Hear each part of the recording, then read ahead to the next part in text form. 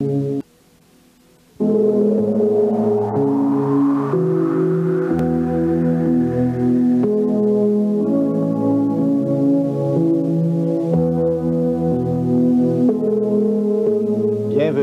à la 8e émission de Pistes de réflexion pour se prendre en main. Nous en sommes à la deuxième partie de la 4e causerie. Alors, je vais terminer avec vous l'apprentissage de la vie pour ensuite poursuivre par l'ouverture aux autres. Au départ, juste un petit rappel.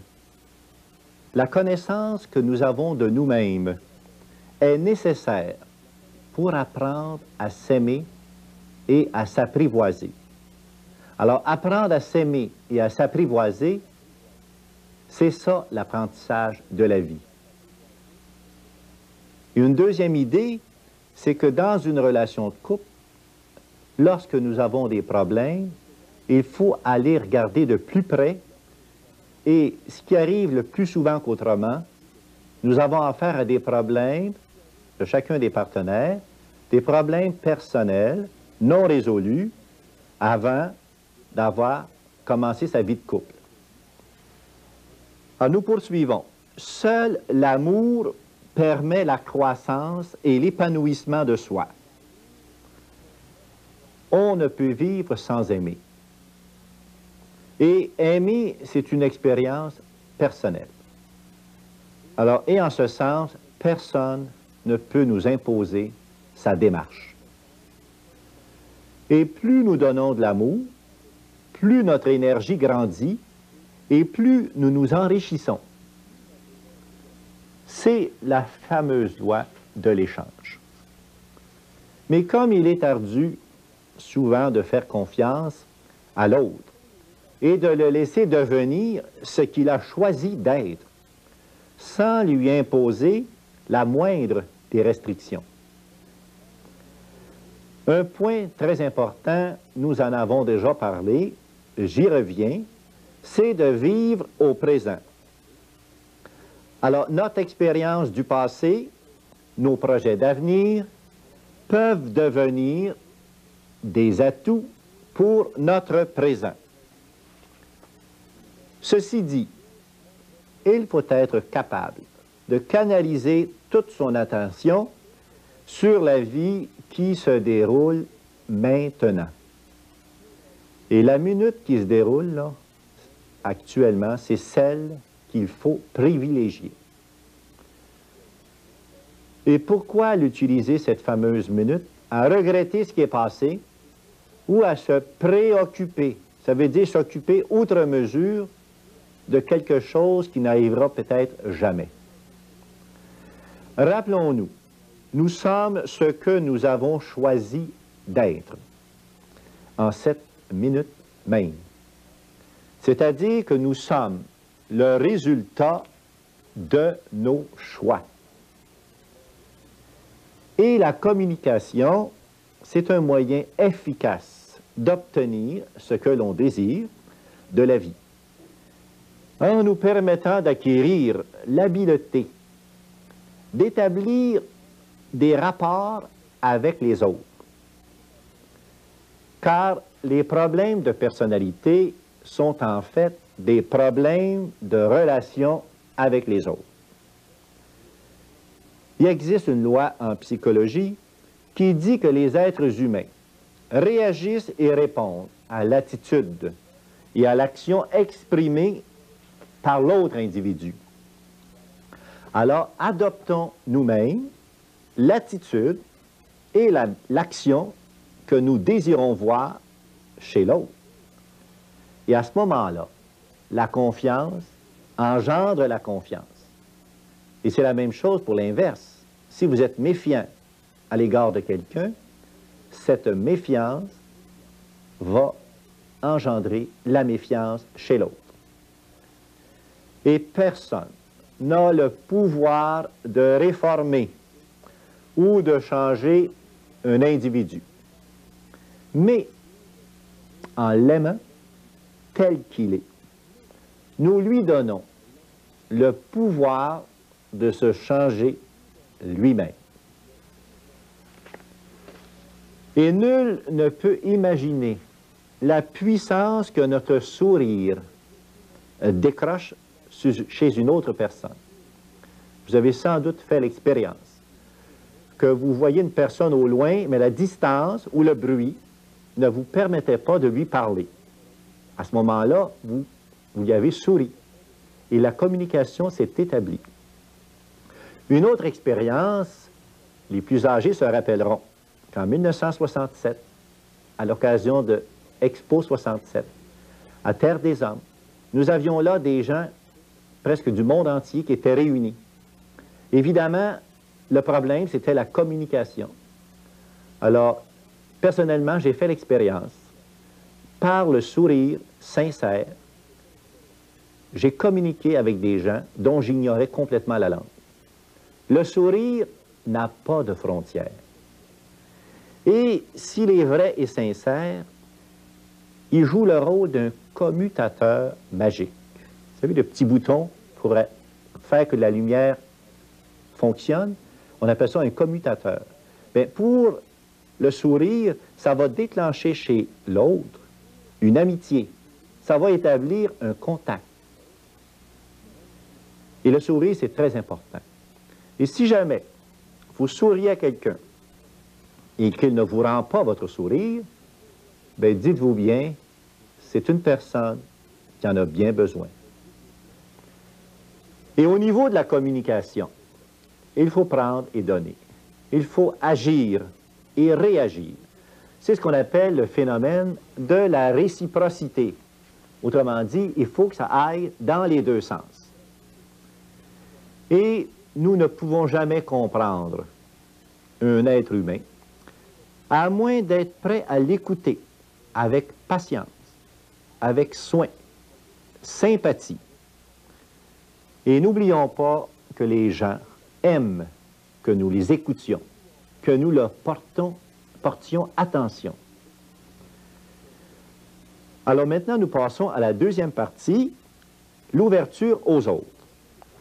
Alors, voici 5 références pour ceux et celles qui voudraient lire ces volumes. Dieu au jour le jour par Marie-Emmanuel. Vivre avec soi-même et les autres par Théo Chantrier. Bonjour par Richard Lauzon. La relation d'aide, élément de base et guide de perfectionnement par Jean-Luc Etu. Et la relation d'entraide par Jean Bédard. La générosité sera la porte d'entrée pour aller vers les autres.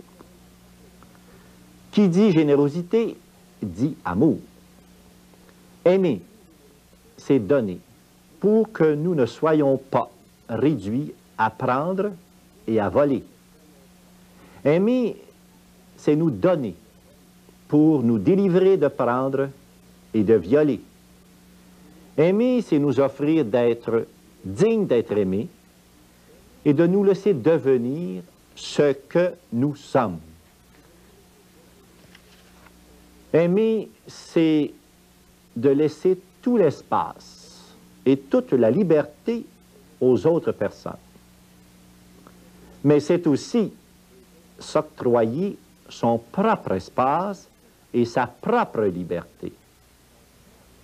C'est apprendre à respecter et à accepter le désir ou l'opinion de l'autre, même si nous ne sommes pas d'accord et même si nous ne comprenons pas. C'est aussi donner et guider sans attendre. Il faut apprendre à aimer avec son cœur. Maintenant, posons-nous les 3 questions suivantes. Qu'est-ce que c'est que la belle vie pour nous? Qu'est-ce qui compte? Et sur quoi repose la qualité de la vie? Il n'y a pas si longtemps, tout avoir était la belle vie. Nous travaillons fort. Nous exigeons davantage de la vie. Et c'est une nécessité pour rejoindre les deux bouts. Et souvent, les deux partenaires dans une famille vont travailler non pas par choix, mais par nécessité. C'est vrai que les temps sont durs, mais attention, les temps durs ne doivent pas être synonymes de dureté de cœur. Et la qualité de notre vie là, est affectée à différents niveaux. Qu'il s'agisse des collectivités, de notre environnement, de la vie des animaux sauvages, de la vie des êtres humains, de l'éducation de nos enfants, du bien-être des citoyens âgés, qu'il s'agisse de la faim, de la santé, qu'il s'agisse de l'itinérance, de l'alphabétisation, de la culture, des traditions et de la vie de quartier. Pour changer et améliorer tout ça, il faut que nous passions de la génération je, me, moi à la génération du nous. C'est l'idée nouvelle que nous sommes tous ensemble dans le même bateau.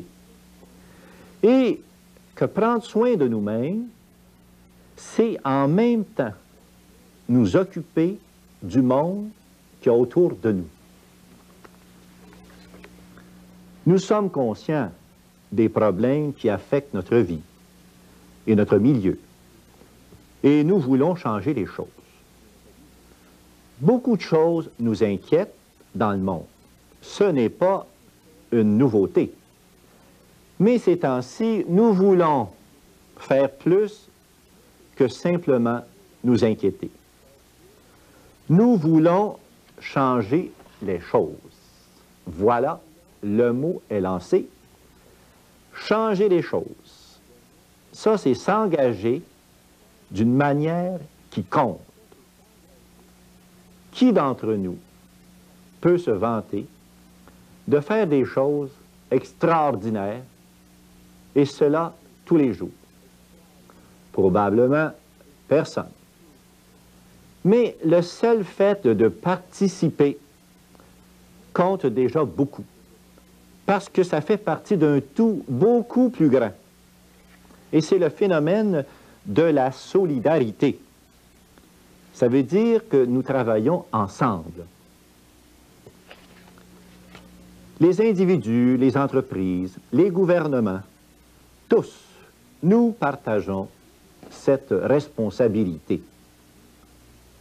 Les gens ont de plus en plus le goût de s'engager. Et plus nous serons nombreux à le faire, plus nous réussirons à changer les choses.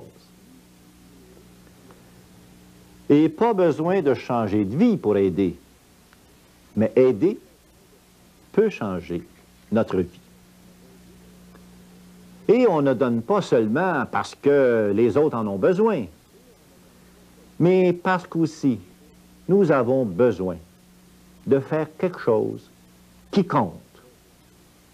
Ici, je pense à ceux et celles qui, pour toutes sortes de raisons, ne peuvent avoir un travail dans lequel ils pourraient se valoriser.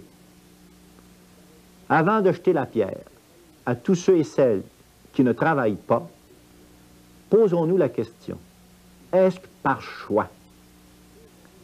Alors, ne jugeons pas les autres. Et c'est déjà difficile de ne pas pouvoir se valoriser dans un travail. Alors, nous avons tous besoin de savoir que notre travail compte. Et c'est ce qui lui donne sa valeur. Et c'est ce qui nous fait plaisir. C'est ce qui nous gratifie. Alors, posons-nous comme question, qu'avons-nous à donner? Selon chacun et chacune notre situation, nous avons soit de l'argent, du temps, de la générosité, de l'énergie, des compétences. Alors, il faut apprendre absolument à rendre service selon nos moyens. De façon réaliste, il nous faut dire non plus souvent que nous pouvons dire oui. Que nous donnions à plusieurs causes ou à quelques-unes. Inutile de nous sentir coupables. Le problème, ce n'est pas de dire non, c'est plutôt de dire non automatiquement. Chaque fois que nous sommes sollicités, sans même y penser. Il faut apprendre à dire non pour mieux dire oui. Un non est raisonnable quand nous savons exactement de quelle façon nous allons dire oui. C'est le résultat d'un choix de donner de la manière qui nous convient le mieux. Alors ici, il faut bien comprendre cette phrase qui va suivre, il ne faut pas vivre en fonction des autres, au crochet des autres, mais bien en tenant compte des autres. Le jour où nous ne dépendons plus intérieurement de l'opinion des autres pour notre propre conduite, nous prenons confiance en nous. Et dans notre quotidien, l'amour, ça se sent, ça se ressent, mais ça ne s'explique pas. L'amour véritable supporte les défauts de l'être aimé. Et c'est quand nous n'aimons plus cette personne que nous ne pouvons plus la supporter. Nous avons bien besoin d'encouragement dans notre vie.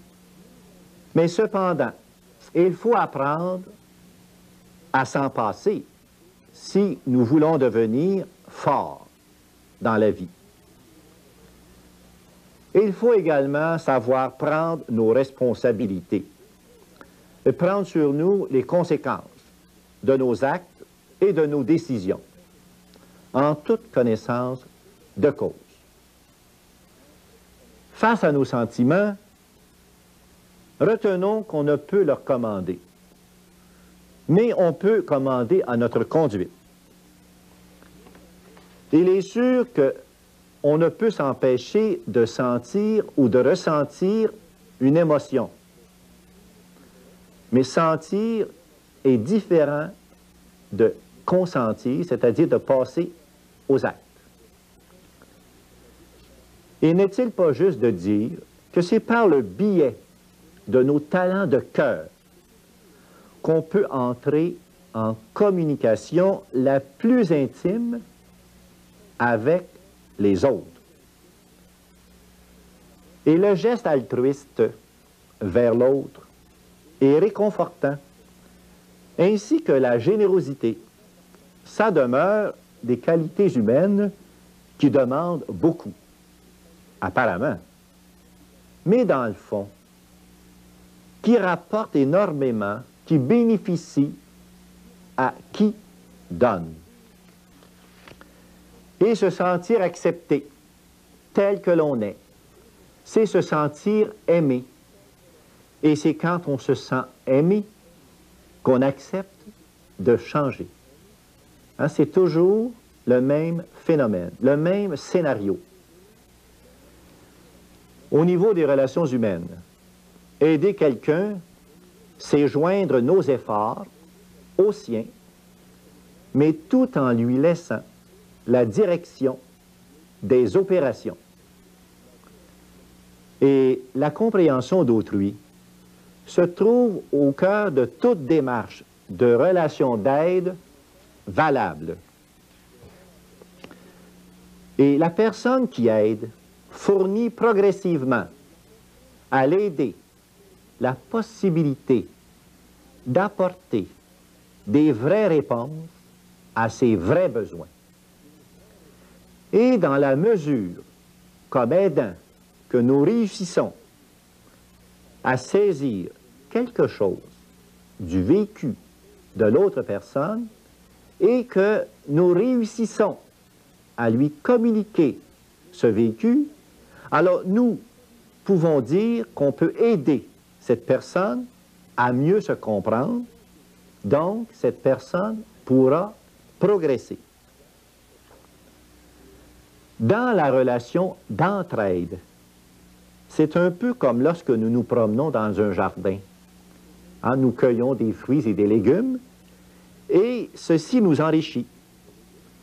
Eh bien, en même temps, nous avons l'impression de donner quelque chose à ceux que nous pouvons rencontrer sur notre route.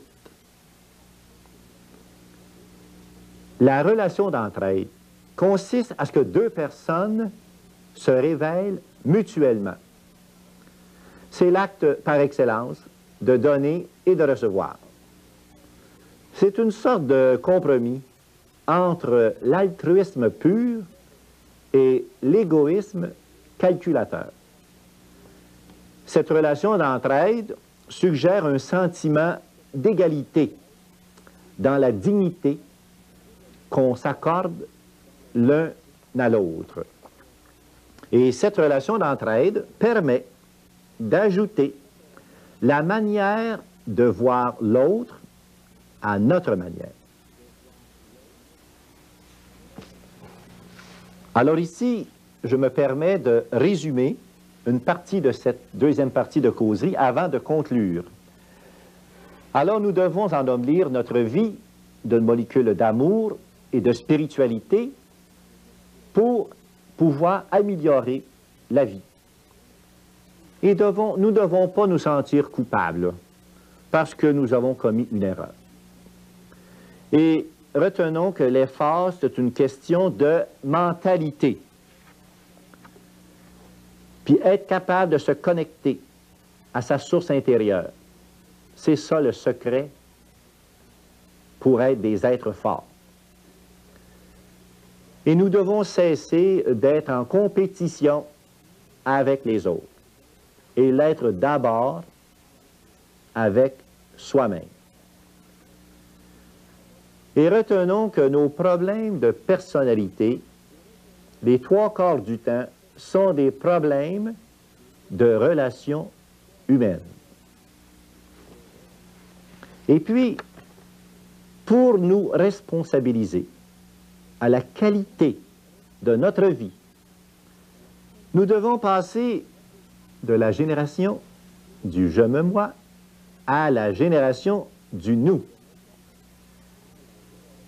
Et considérer que nous sommes tous sur le même bateau et qu'en s'occupant de nous-mêmes, on s'occupe des autres.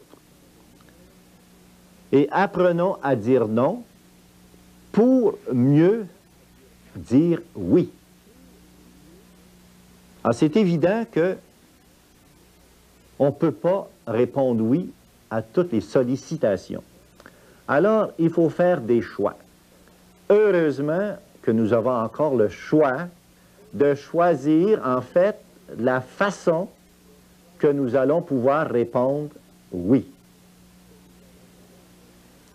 Et retenons que le stress, un minimum de stress, est nécessaire pour vivre. Sans ça, c'est la mort. Et il s'agit simplement d'apprendre à gérer son stress. Et c'est beaucoup plus notre façon de voir les événements que les événements eux-mêmes qui nous causent du stress. Alors, n'hésitons pas également dans toutes nos démarches de communication d'accepter de faire les premiers pas. Il est bien sûr inquiétant de faire les premiers pas parce qu'on se dit tout à coup que je suis mal perçu, tout à coup que la personne refuse l'aide ou la communication que je veux engager avec elle. C'est bien sûr, c'est accepter le refus. Alors, à ce moment-là, il faut être assez fort intérieurement pour accepter cette possibilité. Et nous avons dit également que la relation dans un couple, le problème, souvent, est en dehors du couple.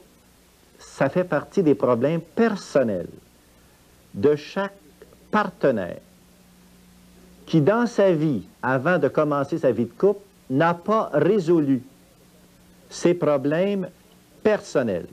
Et à ce moment-là, ça brouille les cartes un peu.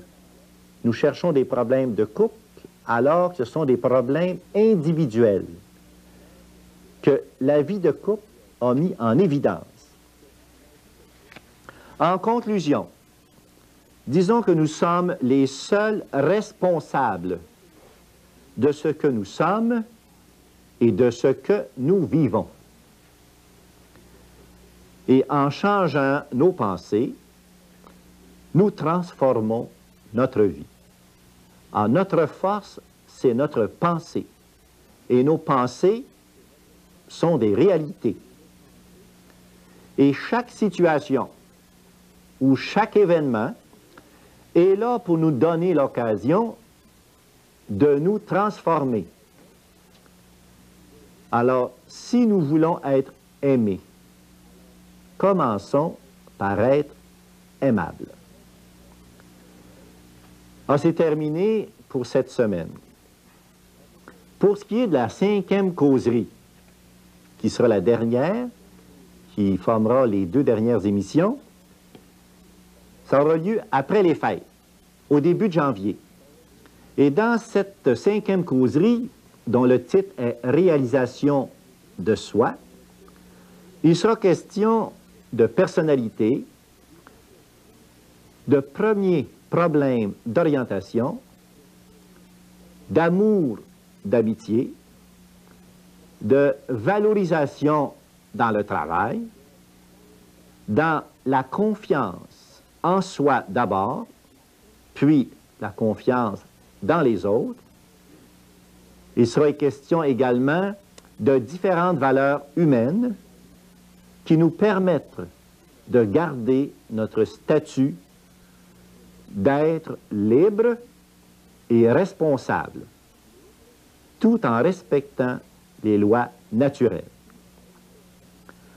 Alors aussi, il sera question de communication.